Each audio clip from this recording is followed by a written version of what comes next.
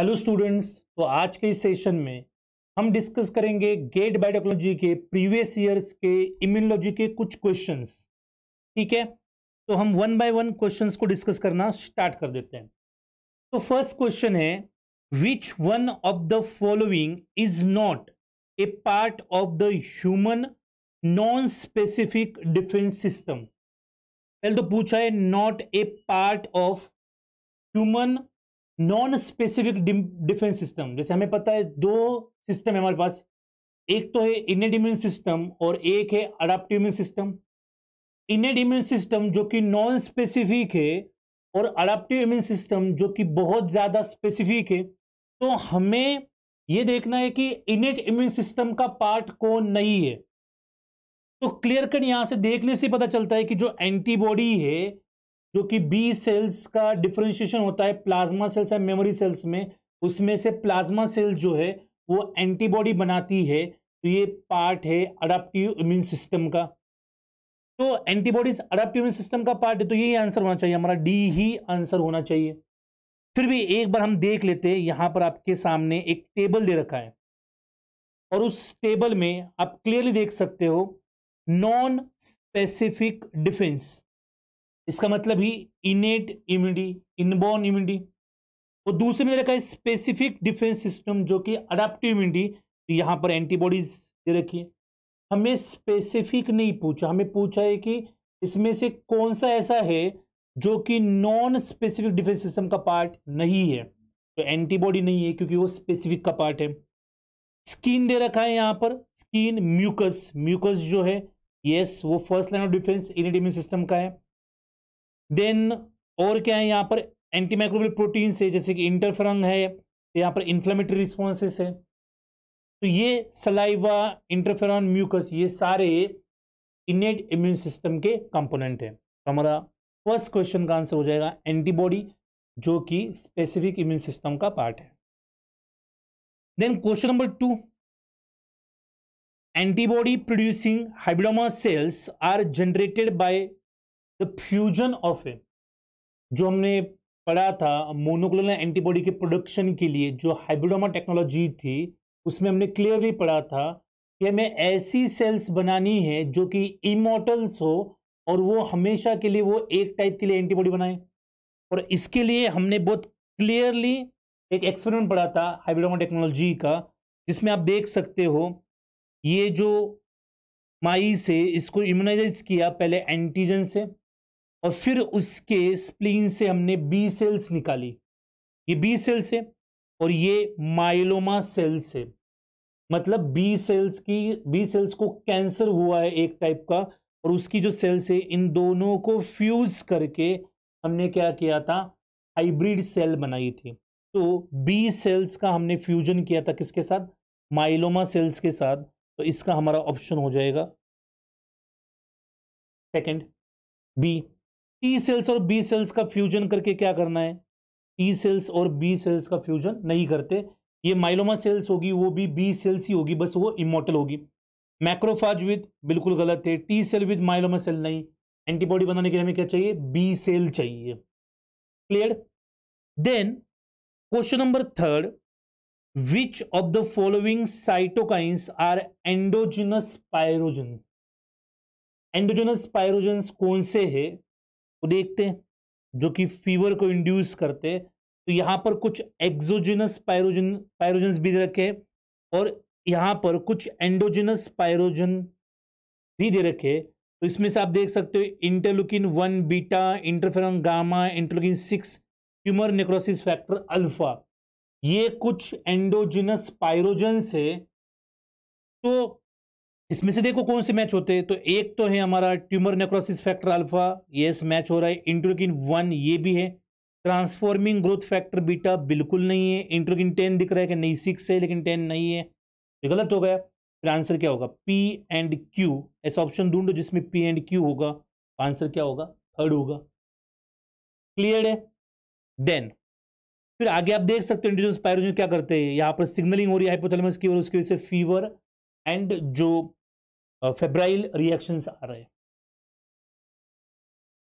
Then next question, Which one of the combinations of the following statements is true about antibody structure?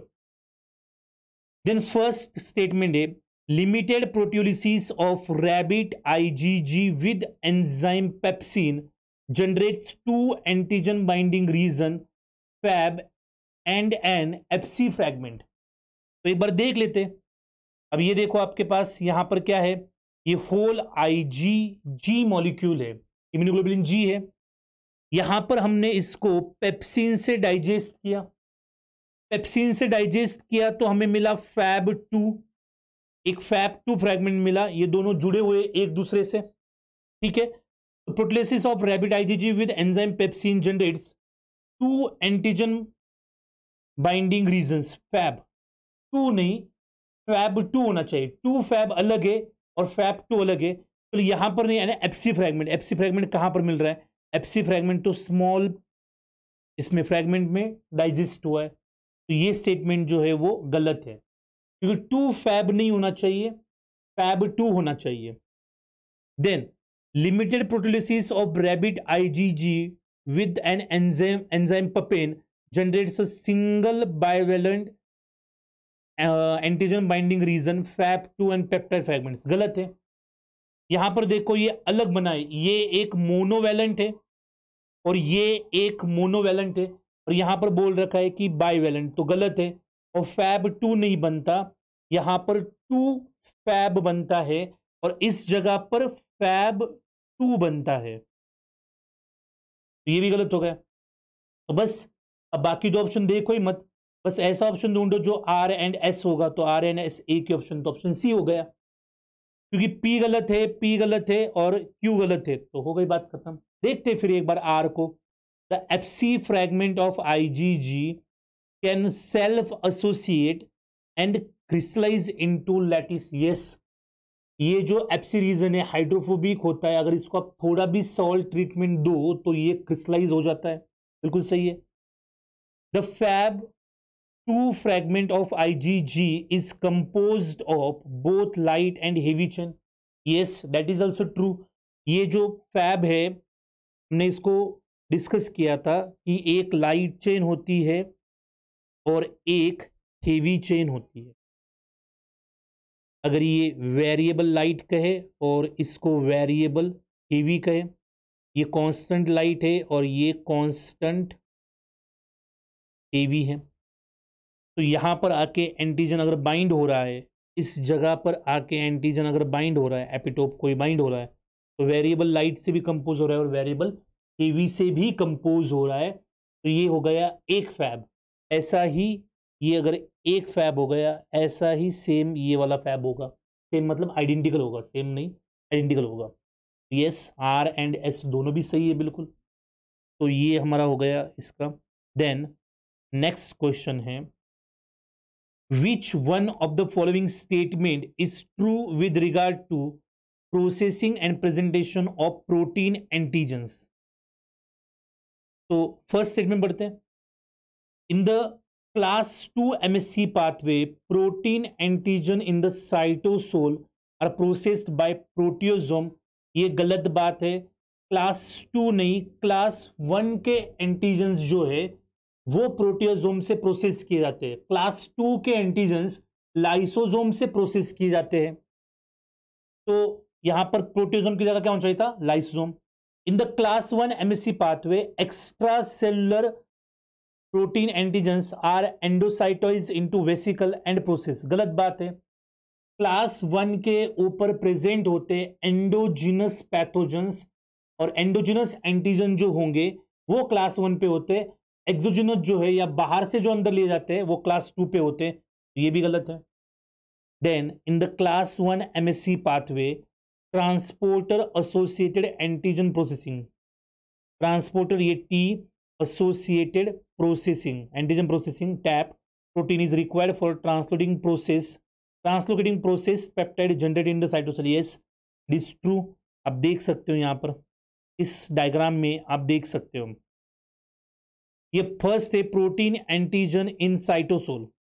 आप देख रहे हो प्रोटियाजोम जो है वो MSC 1 के लिए और यहाँ पर प्रोटियाजोम MSC 2 के लिए कह रहे हो, तो गलत है. लाइसोसोम जो है वो MSC2 के लिए, तो ये भी गलत है।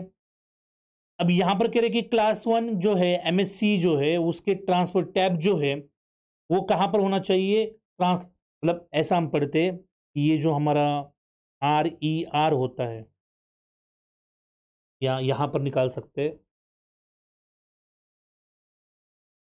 ये हमारा रफ एंडोप्लाज्मिक रेटिकुलम है, और यहाँ पर जो हमारे MSC मॉलिक्यूल्स होंगे, यहाँ पर जो भी MHC1 होगा तो इसके पास में यहाँ पर एक ट्रांसपोर्टर होता है जिसको हम कहते हैं टैप ट्रांसपोर्टर। और वो टैप ट्रांसपोर्टर का काम क्या होता है, टैप ट्रांसपोर्टर, और उनके बीच में होता है एक टैप्सिन प्रोटीन जो MHC1 और जो हमारा टैप ट्रांसपोर्टर है उसको पास में रखते हैं। तो ये है टैप और ये MHC1, और ये बीच वाला प्रोटीन जो है वो टैप्सिन है। तो ये MHC1 और टैप ट्रांसपोर्टर को पास में रखता है। जैसे ही जो पेप्टाइड प्रोटियोसोम से निकली है, ये पेप्टाइड जो निकली है प्रोटियोसोम से, वो पेप्टाइड जो है इस टैप ट्रांसपोर्टर के थ्रू कहाँ पर जाएगी, एंडोप्लाज्मिक रेटिकुलम में जाएगी, और वहाँ पर MHC के ऊपर बाइंड होगी। तो ये बिल्कुल सही है। देन नेक्स्ट जो है, invariant chain in endoplasmic reticulum is involved in transport of peptides and loading in class 1 MSC। गलत बात है। इनवेरिएंट पेप्टाइड जो है वो क्लास 1 के साथ नहीं होती, वो क्लास 2 के साथ होती। MSC क्लास 2 के साथ इनवेरिएंट पेप्टाइड होती। क्लियर है? तो ये इम्यूनोलॉजी के हमारे कुछ क्वेश्चंस थे जिसको हमने डिस्कस किया है। गेट बायोटेक्नोलॉजी के प्रीवियस ईयर्स के कुछ क्वेश्चंस थे। ऐसे ही और इन्फॉर्मेटिव वीडियोस के लिए या ऐसे ही और क्वेश्चंस के लिए आप हमारे चैनल को लाइक कर सकते हो, शेयर कर सकते हो, सब्सक्राइब करो, नोटिफिकेशन जो है वो आपको आएगा और आपको ऐसे ही मोर इन्फॉर्मेटिव वीडियोस मिलेंगे। Thank you so much.